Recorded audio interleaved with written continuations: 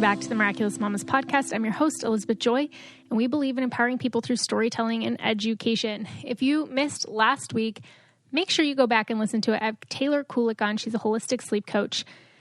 And I just really felt empowered by her conversation because Jovi's not the best sleeper, but I actually found out she's a normal sleeper. Like, I've been comparing myself to babies that might not be normal or babies that their families were just doing different things. And she's a normal 11-month-old, like, breastfed sleeper. So it was really great to have that conversation with her, to feel like I'm not doing something wrong, to feel like I'm not failing as a parent, and to feel, just to feel like that I'm not alone. And then a lot of you have reached out to me and said that you really enjoyed it as well because you're in a similar boat. But I just like it because she addresses baby like norms and myths surrounding sleep. There's a lot of stuff sold to new parents that just isn't true. And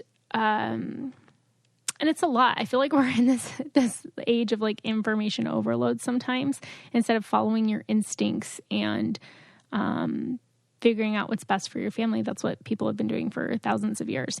So it was a really great episode. So make sure you go back and listen to that.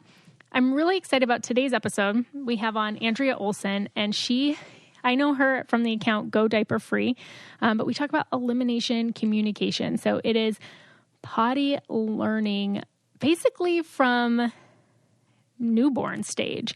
And she's going to give us tons of free information, tips, on how to start that, what to do.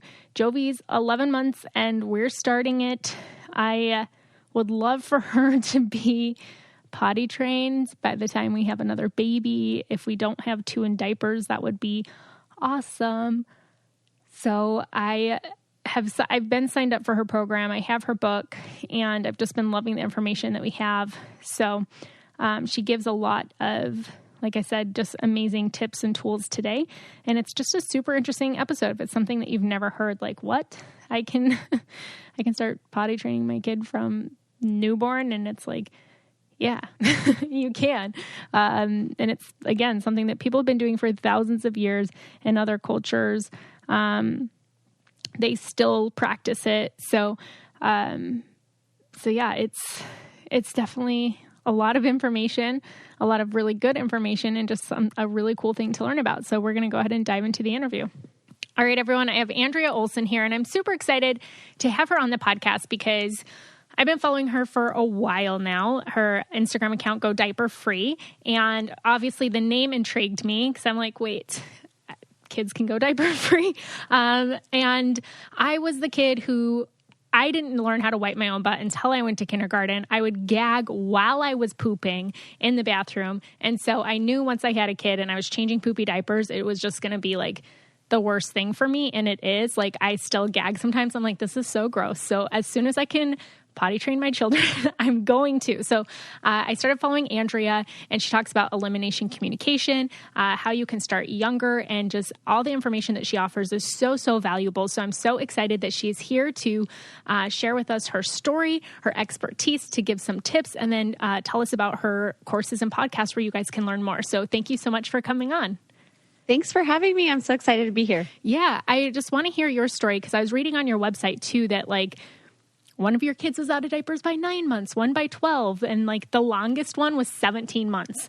That was the longest you had a kid in diapers. So I'm like, if Jovi was out of diapers at 17 months, that would be like so amazing. Well, it's easier than it sounds. It really, truly is. My first one, I took out of diapers at 9 months because I was so tired of pinning him to the floor anymore to get him to let me put the cloth diaper on. So I did cloth with only my first. And with the rest of them, I just kind of chose when they started walking because I felt, well, he started walking at 9 months. So he was early at everything. My first one, I never got a break. It was like full on from the beginning. He was army crawling at 5 months old. Yeah. The kid was talking in little sentences by 1. Wow. And he is still 11 now. And he's like cart before the horse for sure. Mm-hmm. But I did it when it just became really hard. I'd been doing EC from birth anyway. So I'd been catching his number 2s anyway. So I felt like what's the point? If there's some pee here and there, it's not a big deal. I'm done. And he stopped having the little boys let a little pee out every once in a while because, why not? Then you can keep playing. Right. And so about 17 months, he was totally dry during the day and telling me or going every time. So this in the 50s was normal. Like 92% of babies were out of diapers and toilet trained by 18 months before. And that's not even an average. That's like almost all of them.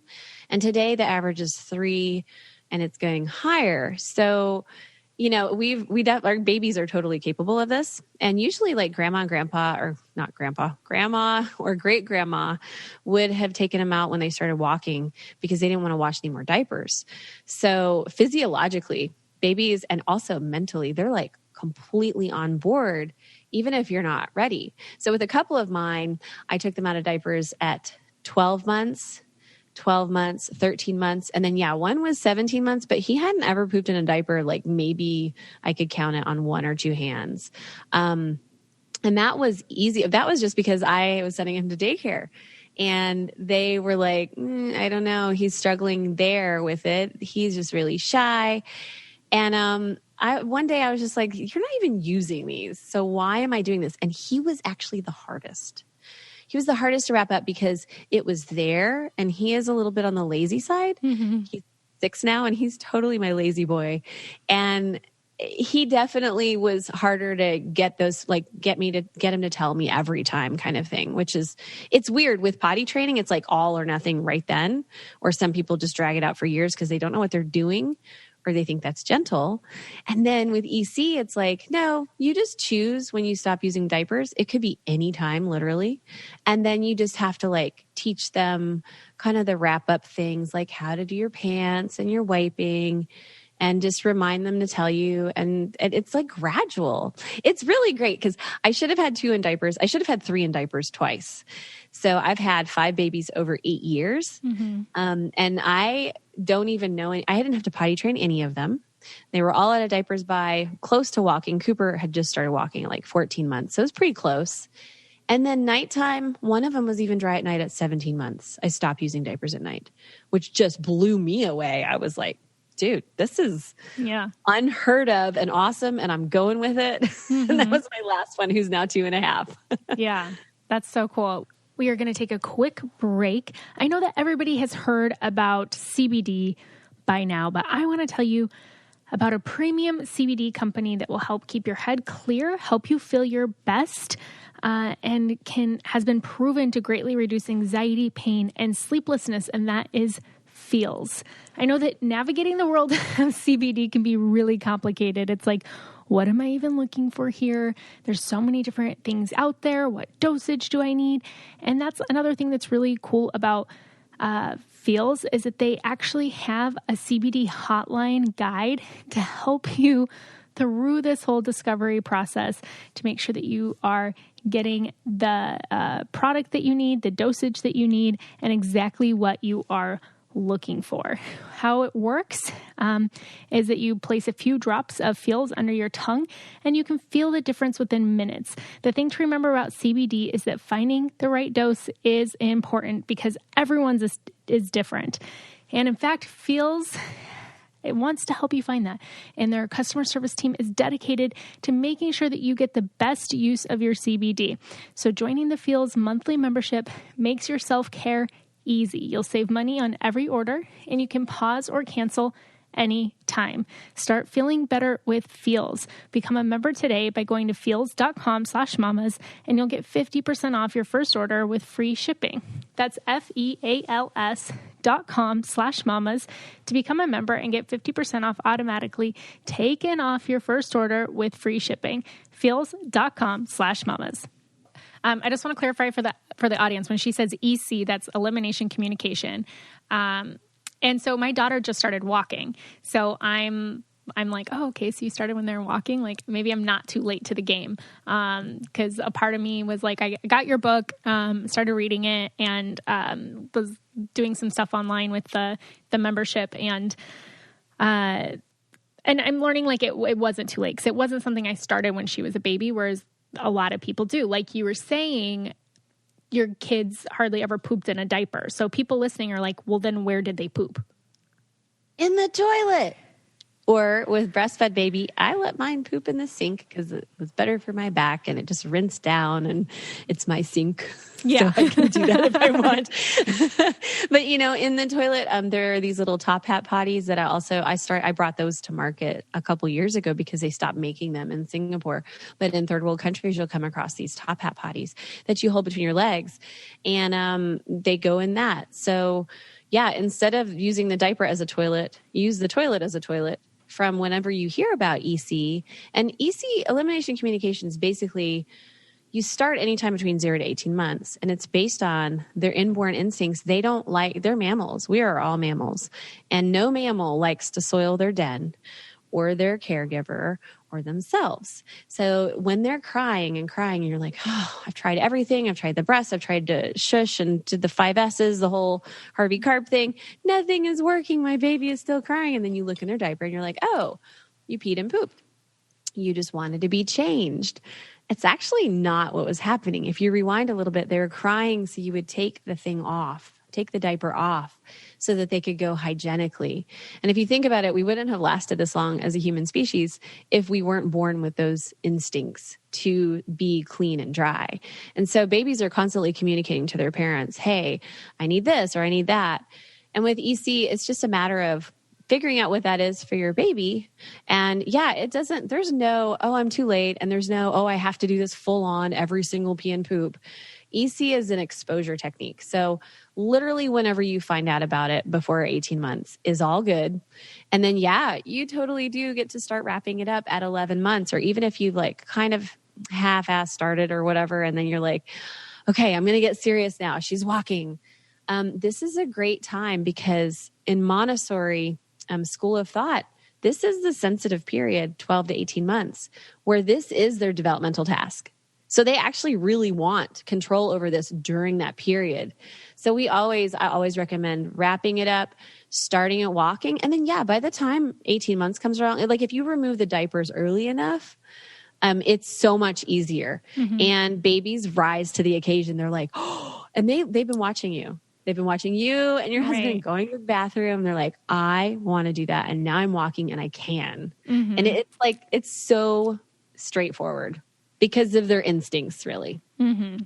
That's super interesting because, I mean, now that you say it, so we usually have some diaper-free time in the morning, and she's definitely peed on the floor.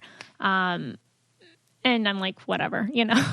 It's what? Baby pee, clean it up. And I've noticed that she's so much more interested even just in her body parts. Like when I take her diaper off, she wants to explore her vagina. She is like, hey, what's this? Oh, this like moves, she's always like kind of poking at it and looking at it and like, oh, she's obsessed with her belly button. And then she's, just kind of like exploring things. So I'm like, I want her to be able to get to know her body as well.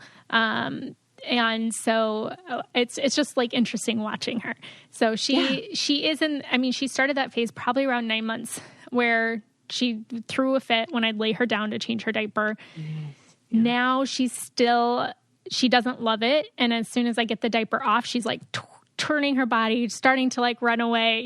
She's like, let me go. So in the morning, we have diaper free time.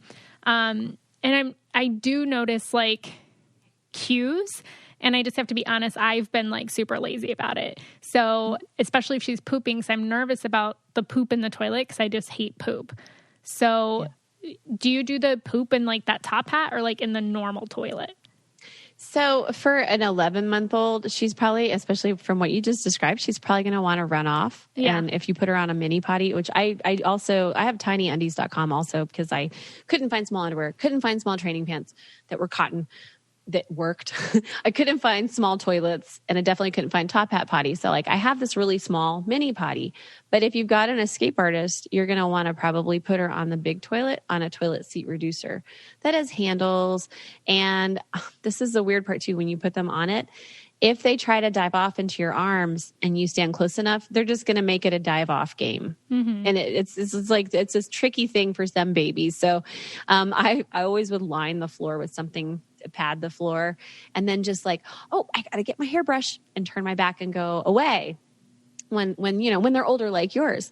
And right when you round the corner and they have full privacy, you can hear them peeing. Like it's almost 100% of babies will go when they have that privacy, because at this age, if we were living in an intact culture, she could just walk outside and go use the pee spot everybody else uses. Right. So they technically don't need us. They don't really need a signal anymore. They don't want to use a contraption. They just want to pee and move on. And I don't blame them. But you could start using underwear, and you can also just like get that morning pee in the toilet on the reducer.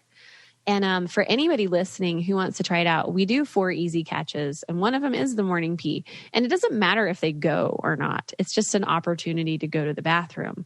And then eventually you start to sync up where they're like, oh, I'm getting offered to go, and I don't want to go on my pants or in my diaper. They just start to jive with what you're doing.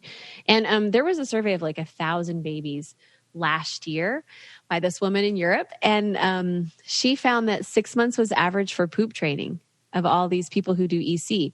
So by 6 months, they were signaling, looking to the parent, holding their poop, fussing about it, and going on the toilet.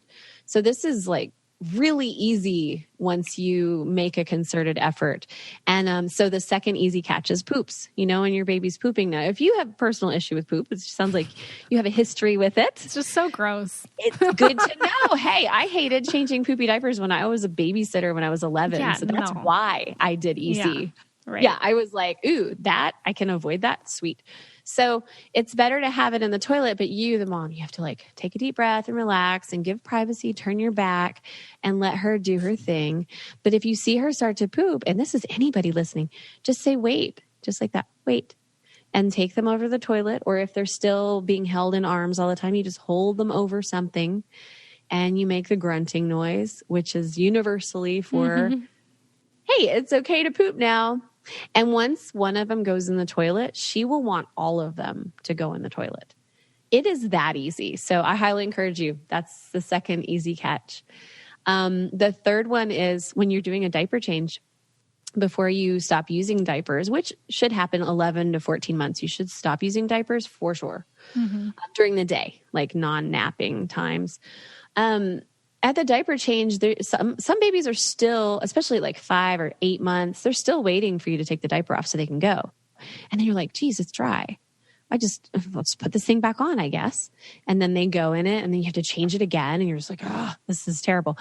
When you take off the diaper, just have one of these little mini potties there, set them on it, say, psst, and they get the chance to go. So that's the third easy catch. And then the fourth one is like, if they've been in a baby carrier or a stroller or car seat, high chair for any amount of time, well, before they get in it, you might want to offer so they'll be comfortable and less fussy. And then after you take them out of it, just offer. And usually like when you take them out of the carrier, they will go. So with people who are like, I don't see a signal, I don't know when my baby needs to pee. Oh my gosh, this is like, she just makes noises and they're all the same. Then you can use the 4 easy catches as like a way to sort of test it out. And I think once one parent gets one catch, they're just like, whoa, this is something I want to learn more about and get better at, Yeah. So that's the nutshell of like, okay, I'm afraid of it or what. There's just little easy ways. It's not all or nothing. If you just picked the wake ups and you only did that, great. It's exposure. Yeah. All right. You guys all know that I'm a big advocate of taking control of your mental health. And that is why I love partnering with BetterHelp, because getting the help that you need, there's nothing wrong with that. If you feel like you are depressed, you have anxiety, there's just changes in your life. Sometimes things can feel heavy, or you just are questioning, maybe I need to talk to somebody. I encourage you to do that. There is absolutely no shame in getting help and talking to a counselor about whatever is on your mind. I've been to counseling several times in my life, and I think that it's something that everybody should try at least once. And especially right now, there's so many things going on in the world. I mean, it can be so it's and then if you're a mom or in that transition, it's it's just a crazy time.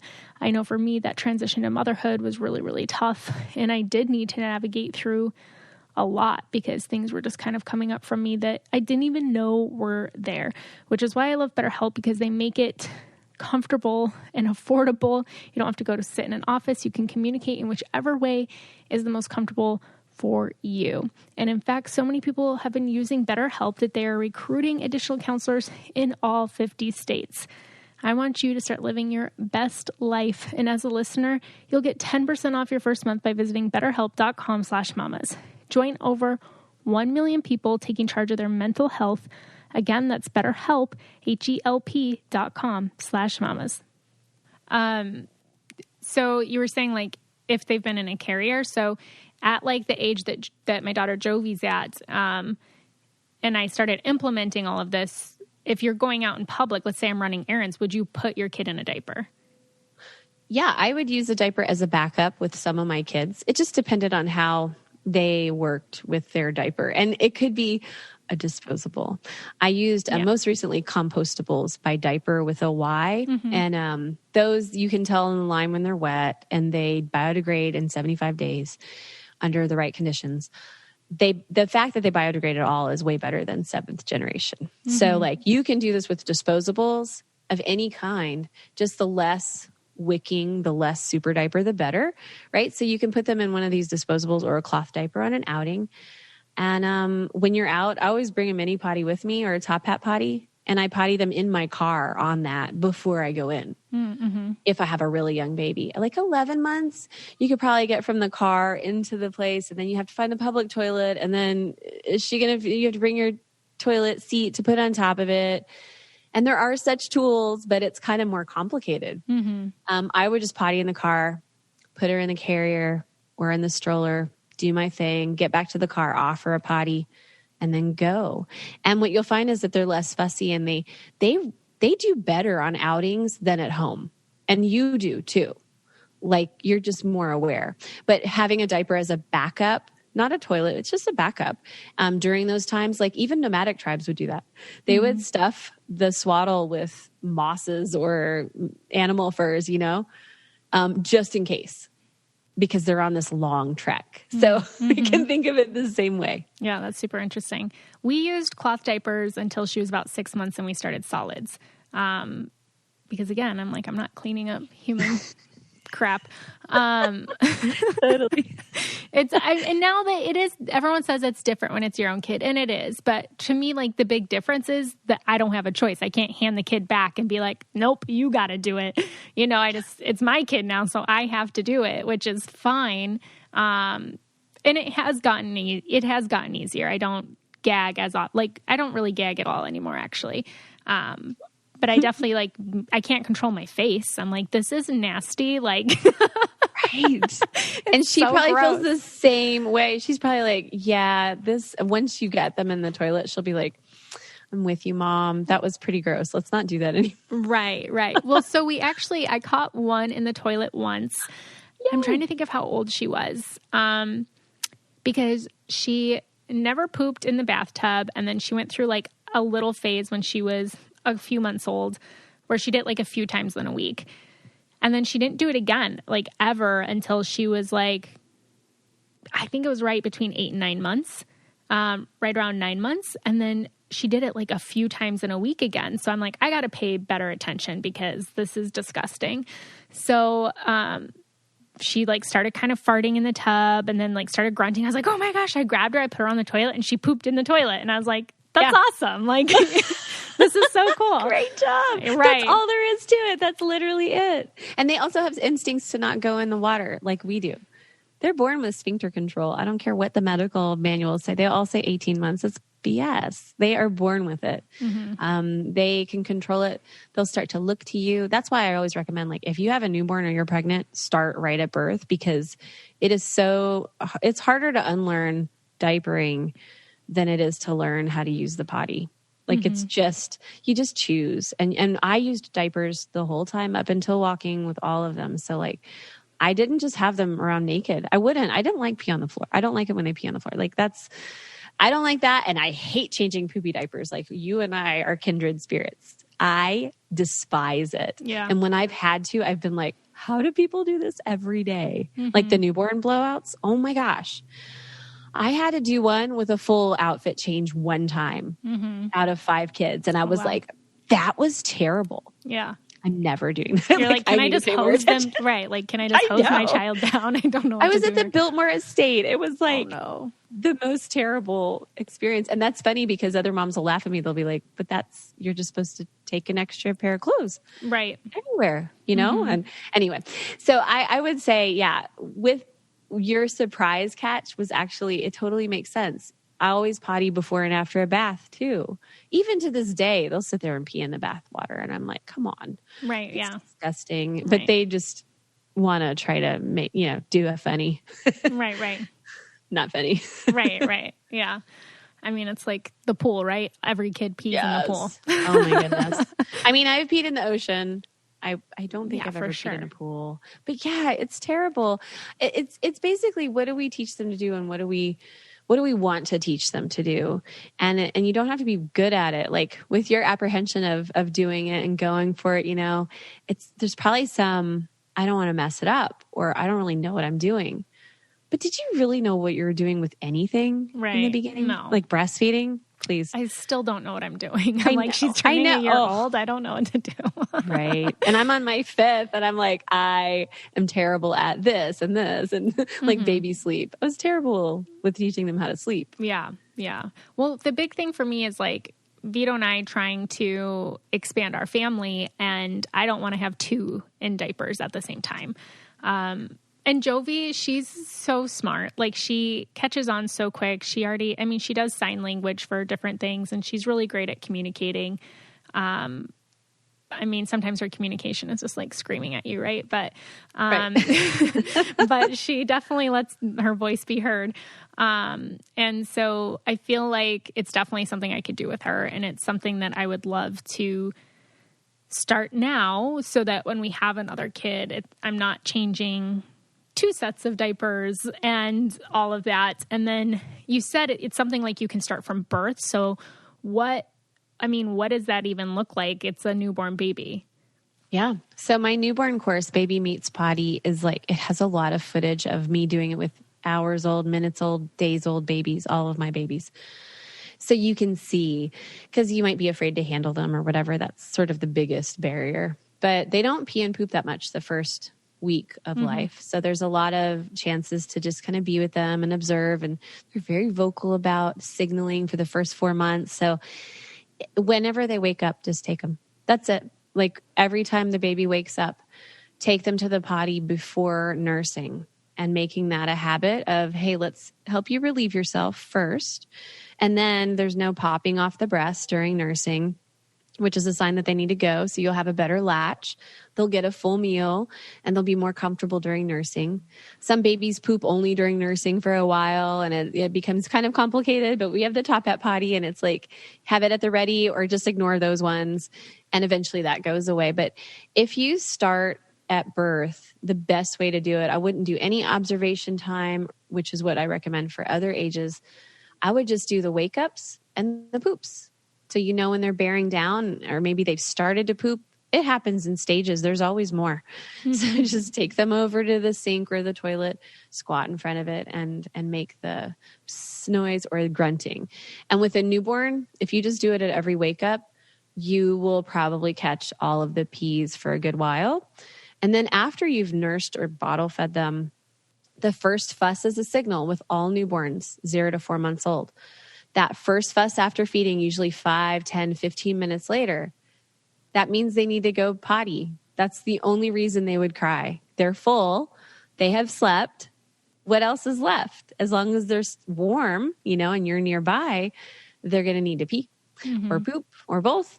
And that's literally it. And then if you catch anything else, it's a bonus point. But if you did the wake ups and that first fuss and try to get the poops, that's basically EC with a newborn. And then you inherently learn each other from all of that. And the baby will start looking at you. They'll try to find you in the room at a couple weeks old before they need to poop. It happens so fast. I'm not even kidding.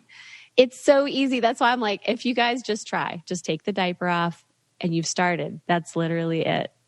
And especially with another baby around who's a little girl and she's going to want to mother the baby probably, then you've got a helper. Like, here, let's help the baby go potty like you do it.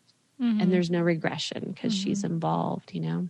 Yeah. But you don't have to have two. If you just are like, still, you try and things don't work or whatever, it's okay. Like, you can just do exposure with your morning pee every day. And then at 16 months, potty train.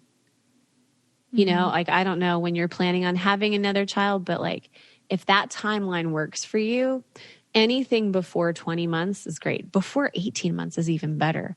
It's just a matter of deciding and then equipping yourself with like, how do I do this?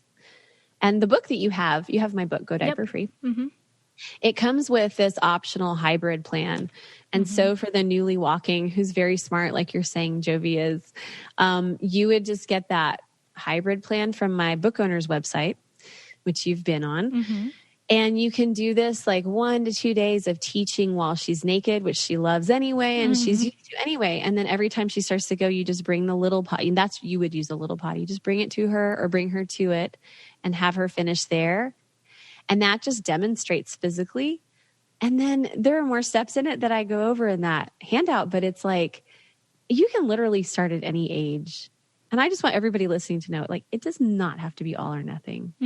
Everybody who's done EC with me as their guide has been like, I wish somebody would have told me I didn't have to be perfect at this. Or didn't have to look like Andrea's looked. Because mine is a pretty awesome story.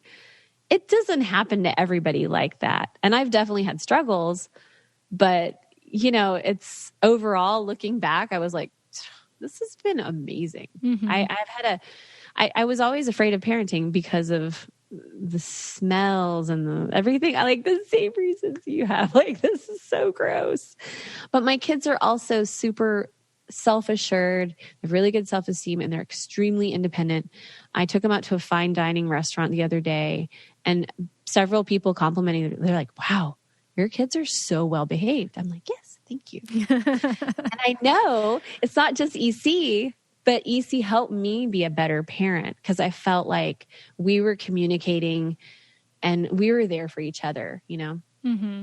I feel like elimination communication would help, like you said, if you start it from the beginning, because I know for me as a new mom, like, so working as a birth doula, one thing like I always tell new parents is you guys are both new at this. Like, as much as like you're trying to figure out your baby's trying to figure out how to communicate to you. They're trying to figure out, hey, when I make this noise, mom picks me up. When I, you know, like they're trying to figure out how to function in this world. They got all their food from you in the womb. They didn't have to work for it, right? They're just getting it through the placenta. Now they're having to work for food.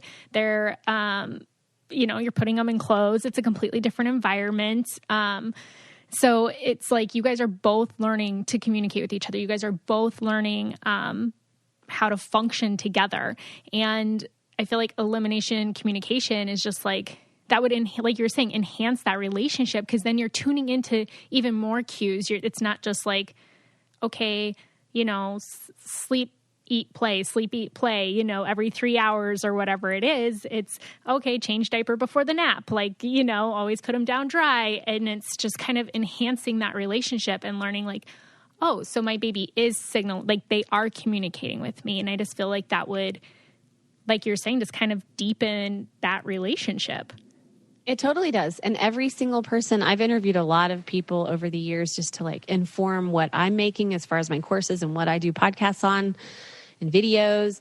And every single one of them has said, even if they did it kind of sort of every once in a while, they said it deepened their connection with their baby and helped them to communicate more. And their babies were like more communicative because they were being listened to at least every once in a while. And they'd kind of maybe get it right every once in a while and sync up. It is part of the big picture because we're really focused on breastfeeding. We want to make sure they're fattening up and getting everything they need. And the latch is good and the mom is good. And so we're good there. As a culture, we've come back to breastfeeding for the most part. But the diapering companies couldn't sell any diapers in the 60s. And so they had to convince parents to wait for readiness. And they did all these BS scientific studies on it.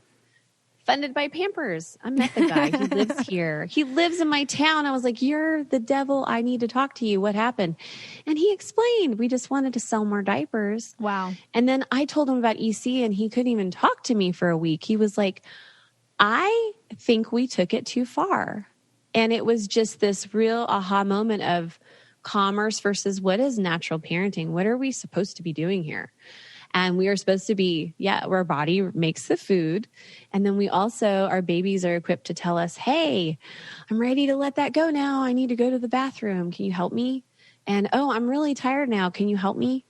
And during those first few weeks, it's such a cool time to just get to know your baby and go, oh, that's what that means. And a lot of moms will feel guilty because they'll be like, oh, is that what she was crying for when she was a newborn? I felt so terrible. I'm a bad mom. But when you know better, you can do better. And if you didn't know, this is our culture. Like they want us to diaper till 3 or 4 years old so they make more money. It's not our fault. Mm-hmm. So forgive yourself if you're listening and you're like, I've missed the boat. You haven't. And if you have another baby, great. Then you can try just some part-time EC with that newborn and enjoy it because you'll see what I mean. Mm-hmm. You're exactly right, though. There's this connection that helps you be a better mom or dad. It's really good for dads, too. Mm-hmm. They can actually participate with a newborn in a way that they can't with breastfeeding, you know? Right. You take the baby to the bathroom. Yes, you do this, Dad, and learn this. And they'll be like, wow, great. I have a role and I'm going to be the hero of the day. And they're really inspired. And even if Dad's not on board, you can still do it. And the baby will eventually be like, Dad, you have to be on board. Mm-hmm. I'm going to demand it from everyone. Right. Yeah. Yeah. It's so interesting because it is something that's so common, the waiting till quote unquote readiness or later. And one thing I talk about a lot is common versus normal, right? So common doesn't mean that it's actually normal. And when you look at other cultures or you look at ancient history, it was so different. Like they didn't have toilets like we did. And there weren't diapers that absorb it so the baby's not as uncomfortable. So they're probably like, hey, this doesn't feel good. I'm in wet cloth, get me out of here. And so it's something that people have been doing forever. But one thing that like comes to mind is just how distracted our society is and how I just feel like there was just such better sense of community in the past, and people had help, and we took care of each other's kids, and we helped each other out, and that was kind of a focus. And we've come so far from that, and not that there's anything wrong with being a working mom, with having other people help with your kids. There's absolutely nothing wrong with that, but those types of things I feel like add up to where you're like, well, I can't do this, right? Like this is too much work. I'm not home all the time. I can't ask my nanny to do this for me. I feel like there's just so many different things that also play on that waiting to potty train. Yeah, absolutely. And I get a huge question. Oh, what about when I go back to work? And what's the point of doing this if I'm going to go back to work when she's 6 months old? How do I do this with daycare?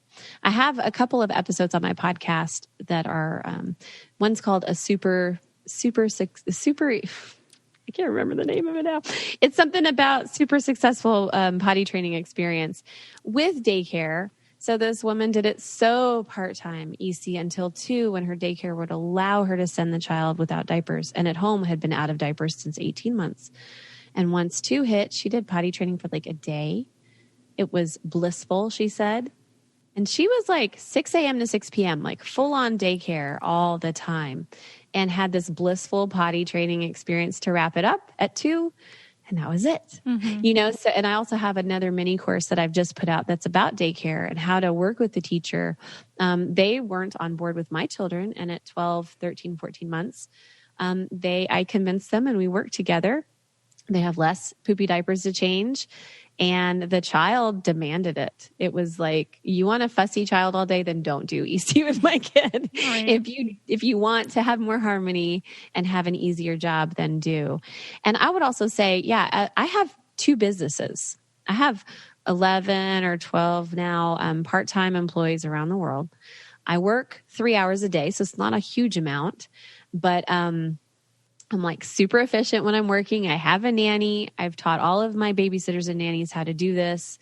Basically, I have a way of teaching it, but it's like, if you don't catch anything, it's fine. But here are some times you could offer. When she wakes up, after I nurse, just wait for that fuss, and I'll show them how and be like, I don't expect anything. So there are ways that I go over in this mini course where you can work with people. But even if you don't, so say like worst case scenario, nobody else is going to potty your baby. You do it when you're with your baby part-time and they get it. And then when the opportunity arises, it's a really smooth transition. The alternative is, hey, keep them in diapers for 3 years, which does cause health issues and other things, psycho-emotional stuff that hasn't really been studied yet. But then you can wait and potty train at 3.5, and it can be really hellacious and hard. So there are a couple ways that you could do it. But I would have to say, like, okay, if I can do it, I'm running 2 businesses. I've got 5 children, and they're very close together in age. And I used diapers.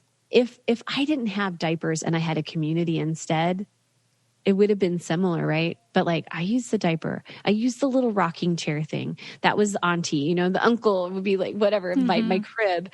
So we have tools now that can help us do it, is what I'm saying. And if I can do it, anybody can do it, just part-time. I had a full-time awareness of it, but I didn't try to get every single one.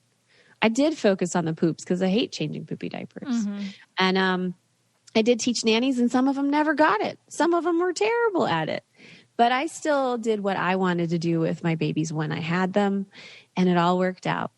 So, perfectionism, be gone. There's no, even with a daycare, it can totally, and if you show the daycare a video of your child, like asking to go to the bathroom and going at like 16 months, they'll be like, what? How did they do that? And, sometimes they'll want to do it. So you just never know. It's just the conversation. Yeah. What would you say to people who maybe don't have supportive people in their lives? Like, we're going to start doing it with Jovi. My husband's totally on board. The other day, he was like, start potty training her. And we have, the little top hat potty. And I think we have the one for the toilet too. I got to look. But let's just say like a family member of ours or whatever. So, we spend a lot of time with family, and people just like aren't really that supportive. How do you kind of handle that situation? Or even if it's your partner that's not on board? Yeah. If it's your partner that's not on board, just do it anyway.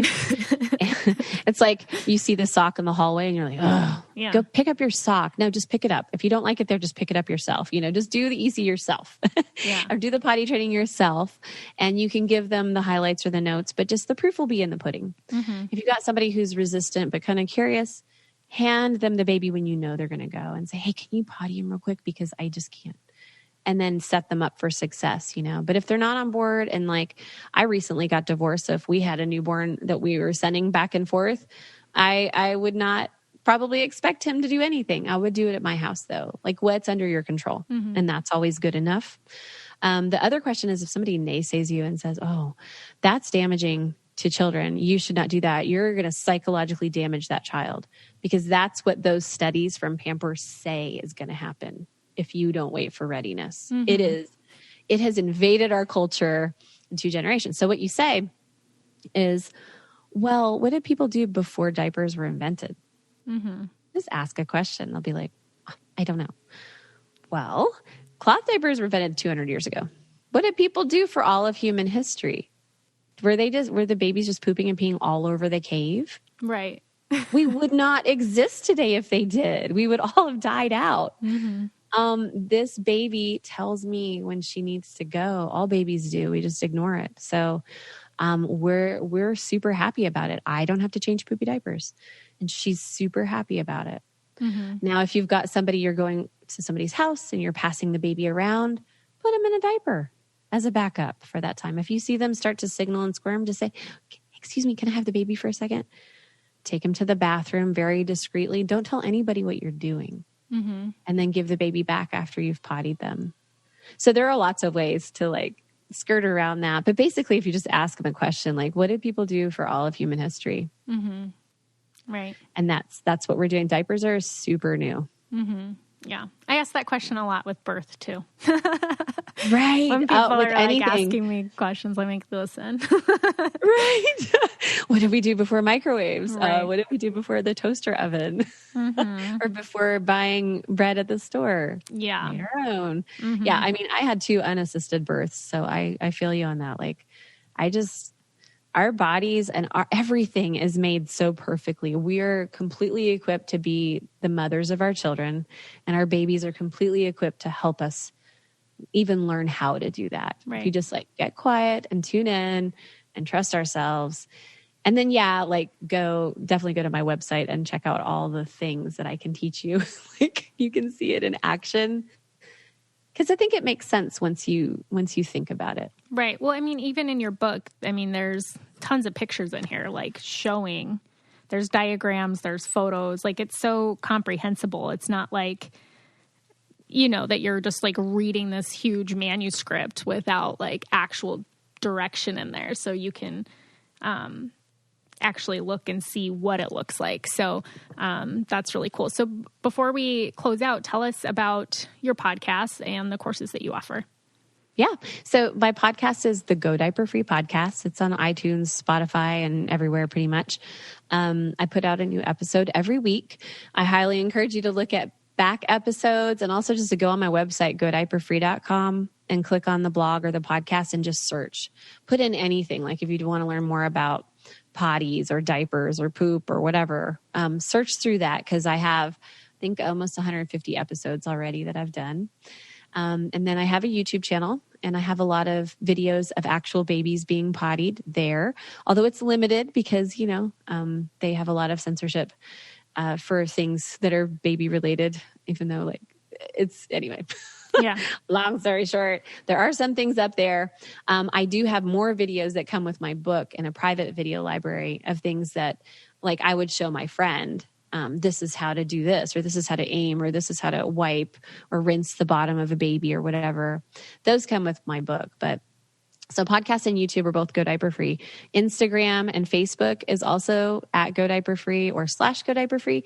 And we post every single day. We repost a lot of images of people from all over the world who do EC. So you're not alone.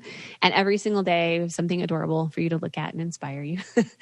What else? Yeah, my book is also at godiaperfree.com. And then there are mini courses, MINI. So like the little things that the people have most questions about, 7 things that you can kind of deep dive into. So like if you have a newborn, get my book and get the newborn course, and they go hand in hand really well. There's one on nighttime, one on outings, one on wrap up, one on getting back on track. Like if you totally stop for a while and you want to get back on it. And then one on potty pauses, because a lot of people will have a potty pause because they're not giving their baby privacy, or because their baby is ready to be out of diapers. So we really unpack that one, and it's a super good course too. I also teach people how to teach other people this in my coach program. And I do have an EC and potty training course for the other ages coming up soon too, that I've got outlined. So maybe by the time people are listening to this, some of those newer courses will be out. And my book also comes with private support from the coaches I've trained.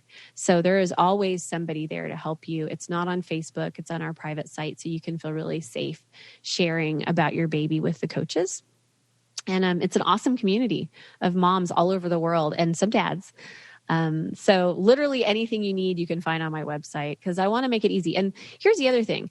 If you don't want to do EC and you just want to potty train, you can do that at 16 months at the earliest. 18 months is really ideal. And I have a book on that as well for the older crowd. The longer you wait, the harder it is every single time. So as soon as you hear about it and you're like, okay, I don't want to do EC, but I do want to do early potty training, it will be so much easier if you have the knowledge and you read about it, because just taking off their diaper is not going to potty train them. I wish, but it's not that easy. Yeah. So yeah, I have a ton of resources. Please let me help you. I love helping all the moms and dads. Mm-hmm. And I know for people listening, it can probably sound overwhelming. It might sound like a lot of information, very overwhelming. Like, am I just going to be constantly putting clothes like on and off all day? Like, so, cause even for me, that was kind of where I've been hesitant, is like, man, it just sounds like a lot of work. But, well, changing a poopy diaper is a lot of work. And dealing with a fussy toddler who's trying to run away from their bag of pee is a lot of work. Right. Like, my kids are so much easier. I swear it's because of this. But it's not. Like, if you just do the 4 easy catches, like I said, just go for the poops and do the mornings and like give yourself some grace and just do that. And if that's all you do and then you want to do a little potty training later, great. Do it at like 16, 17 months. That's literally the path that I could lay out for you. Does that seem overwhelming or no? Not at all. It's pretty doable, right? Mm-hmm. And the reason why my book is so visual and comes with videos and it comes with the audiobook version that I just recorded for Audible, is because when I was pregnant and when I had my newborn, I had no idea what I was supposed to do. I just knew I wanted to do it. And I wanted to make it less overwhelming because let's face it, when you've just had a baby, your brain is not what it used to be. Mine still isn't. It still hasn't come back. It's like, come on. Oh my gosh. I hate shopping, but I had to go to I haven't been to a mall probably in like 2.5 years, but we're getting family photos done. I couldn't find anything online. I've looked everywhere. So I go to this store today and I'm like trying to try on stuff. And the lady asked me, she's like, what's the name for the dressing room? And I thought like she meant like, because I had heard her ask somebody else, did somebody already start a room for you? What's the name under? And so she goes, what's the name? And I go, I don't have one. And then I was like, wait, do you mean like, you just need my name? She's like, yeah. I'm like, oh, it's Liz. And then I'm like, oh my gosh, I sound like I don't have one. Like, I don't have a name. And I'm like, what is wrong with me? Like, my brain is just mush. I'm like, oh my gosh. It all goes to the placenta, right? You're a doula. Oh my gosh. That's where it goes. And then it doesn't come back fully ever. I was like, oh my gosh. Yeah. Sometimes I blank out and I'm like, I'm okay. I just have no idea what I'm talking about. Still here, but And this is also like, have you even read a book since you've had your child? I've read a lot of, like a quarter of books. Right. So, I probably have books. Yeah. I probably have like a few books that I've read like the first 30 pages of. That doesn't go away either. And that's why I'm such a big fan of audiobooks. And so that's why Go Diaper Freeze. It comes with the audio because I'm like, what are the odds of being able to sit there and read an entire book with a newborn? Your whole life gets changed massively overnight. So right. Unless you're pregnant and don't have any kids yet, enjoy that time. You're gonna get through there. Yeah, right. Like you can open the book and look for the pretty pictures, but rely heavily on the audiobook. Right. I read a lot when I was pregnant. And I have a friend that's pregnant right now and she's like, I'm just so tired. And I was like, girlfriend, rest. Like, you're tired. You take that nap because it's so good. Yes, so good. And when baby naps with a newborn, nap at the same time. I'm saying like not even like past the newborn stage because my daughter's almost 1. And sometimes when I put her down for her morning nap, I'm like, I have to. Like, I still nap when my children nap. I only have one still napping and the rest do a book box because I homeschool and they're reading and they're quiet and one of them's in their room. And I'm like, okay, do not come in this room unless the house is on fire. In which case we live across the street from a volunteer fire department. Go there. Yeah. Don't even wake me up because I need it. Right. Yeah. At the end of the day, I'm like, okay, I'm done. I'm going to bed. It's 8:00. Right. I know. It's the good life. Well, perfect. Well, I'm so grateful for you coming on for sharing all of your knowledge. I'm about to go give Jovi a bath, so I'm going to offer her the potty. Awesome. Take a deep breath. It's all good. Start. Yeah. Just got to start. Because she does, during her diaper free time that we have, she usually squats down when she's going to pee, like on the floor. Well, you know what? Get the mini potty. I know you have the Top Hat potty, which is really great for like 0 to 1. But also, and you can use it on outings still till like 2. I've used it at 3. I mean, it's definitely usable. But the small, short mini potty, then she can play with it and like sit on it. And also she'll probably just pee in it. That might be the one that I have instead. Because it has a little short one. Yeah. Sides and yeah. Oh, okay. Yeah. Awesome. So you already have that. So just leave it out. Yeah. And I would say it's a myth that you have to like, don't bring it out till you're potty training, whatever. Yeah. Let them explore it. Make it totally normal. Talk about it. Don't over talk about it, but like, hey, this is a banana and this is the sign language for banana. Here you're eating it. You're peeing. You do the sign for pee, which is the T, shaking, and like, or pat your chest or whatever you want. It's just a matter of, okay, well, let's start communicating about this now.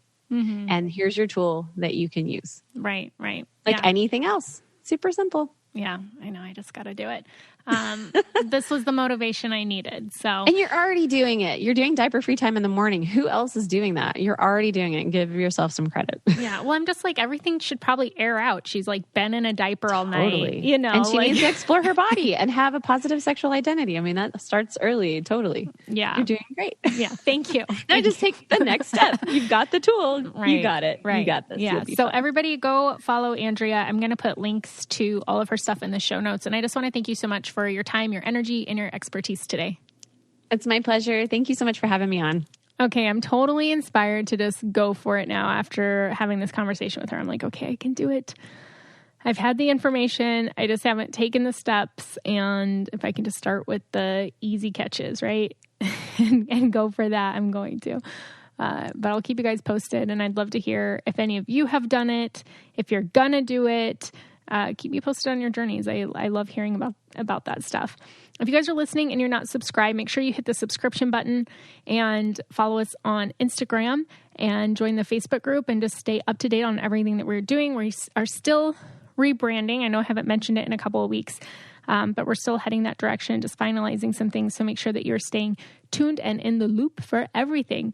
As always, share the episodes, share with me who you want to learn from and what you want to learn about so that we can make that happen. All right. I love you guys, and I'll talk to you later. If you want to be the most interesting person at the cocktail party, well, hop on over and listen to the Brain Candy podcast. Our award-winning content will have you laughing while you're learning. We read all the best articles, books, and studies and keep up with new TV shows, documentaries, and pop culture. And then we cram it all into 2 shows a week. Conspiracy theories, cannibal rabbits, unsolved mysteries, the history of the Walkman. There's something for everyone. The Brain Candy podcast. Find our link in the show notes. Or simply search for the Brain Candy podcast on your podcast app.